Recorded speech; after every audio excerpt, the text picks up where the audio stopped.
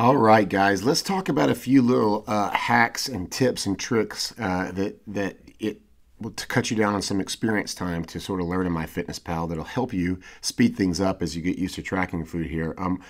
One is, and this is again a feature that's going to be just for premium members. I believe they've locked this down, but again, if you're going to be a premium user of this app, I find this incredibly helpful. If I go back to added food and under food, it's a breakfast food, and sometimes I'll do this when I have a single macro food where I just need to add some extra fat to it. Let's say, for instance, I'm eating breakfast out. Oftentimes we give you the advice, hey, you need to add 5 grams of fat to whatever entry you're using when you're out. Just assume that they're putting more fat in it. But you're like, how do I do that? Do I just find an oil or something or butter and put it in there? Well, MyFitnessPal has a little thing. If you scroll down all your foods that you don't eat into the very bottom, you'll see this little thing here called Quick Add. See that button at the bottom? If I click Quick Add and I'm a premium user, I can put in just some raw carbohydrates. I don't have to describe it. I don't have to tell you what it is. I can just put in, hey, I had 15 carbohydrates and I had 5 grams of fat with no protein. And I can click check mark up there and it will add that to my macros for that day. So these are going to come in handy for little times that you've had like a breath mint or something that has so many grams of carbohydrates in it that maybe you can't find the entry for. You can just put it in that way. Number two, we talked about this a little bit when we were using the example of weighing chicken, but I want to review one more time of how to change and manipulate serving sizes, because this is something that's really important when you're weighing and measuring food and things don't come out in exact serving. So I'm going to use an entry here. I'm going to find an entry for rice.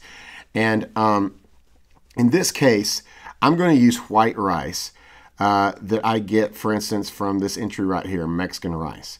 Now, in this case, it's giving me the serving size of 1.2 cups of rice. Now, we always tell you don't use measurements, use weights, because 0.2 cups, what is that really? How do you measure 0.2 cups? And it really isn't ever going to be the same. Well, if I change this down here to, this is a bad example, guys. Video fell right here. Let's do this one instead right here. This is Uncle Ben's whole grain brown rice. Comes out of a box. 1 cup is the serving size. I can say I've had half a serving, and it gives me the weight that should be 140 grams. But let's say after you've had your rice, you've weighed it out, you've put it on your plate, it's some really random number. It's like 111 grams. And you don't want to sit there all night tinkering with it to get it up to 140 grams. Or maybe you don't have that many carbs anyways and you don't want to eat that many. Well, simply change this serving size once again to 1 gram. That's always going to be the smallest serving you can use of something. And then you can literally go in here and now it is micro adjusting at the top the macros per gram of the rice. And then I can enter in exactly how many grams I've had. I had 113 grams of that rice, let's say.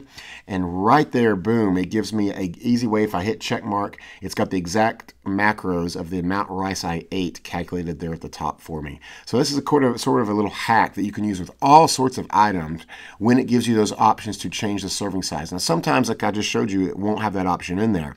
And if that's the case, you've got to do the best you can do. But more often than not, it's going to have several options of different weights and measurements to use. And remember, we always want to use a weight when possible. A gram is always going to be a gram. An ounce, not always an ounce. A tablespoon, not always a tablespoon. It's hard to get those things exact, and a lot of times those things matter. So that's the first 2 things I wanted just to review with you on how to do that. And if you have any questions or want to know any more little hacks or tips, reach out to Janet or I about how to make sure you're getting the accurate things. There's so often we find things aren't measured right. And even when these happen, when I find an entry, like Uncle Ben's rice, or I'll go back to something like I scanned in or something that I've eaten out that I found. Let's just search, for instance, I'll use let's go back to the example we used earlier with Chick-fil-A, something everybody loves, right? So here's an egg white grill sandwich with Chick-fil-A. When you see these numbers in here, this isn't a verified entry. It doesn't have a green check mark next to it. You need to do your best to verify that the numbers match something. Now, if it's not a food that you're eating out, if it's a food you bought at the store, real easy. Flip the box over and look at the back on the nutrition label and make sure these macros are lining up with the serving size of what you're seeing in MyFitnessPal. If it's an unverified entry of a food you're eating out on the road, again, we hope this is happening at a minimum. But if it is, it's worth checking the website. When I won't do it right now, but if I search for Chick-fil-A sandwich, you'll literally find 5 or 6 different entries with 5 or 6 different calorie amounts and 5 or 6 different macro amounts. So compare it to what they're saying that their sandwich has. And it's, even though it's still not going to be perfect because it is a imperfect food and imperfect tracking in that case, it's going to be the best we can get. But always compare it to something where we can be confident in the actual nutrition facts. Okay?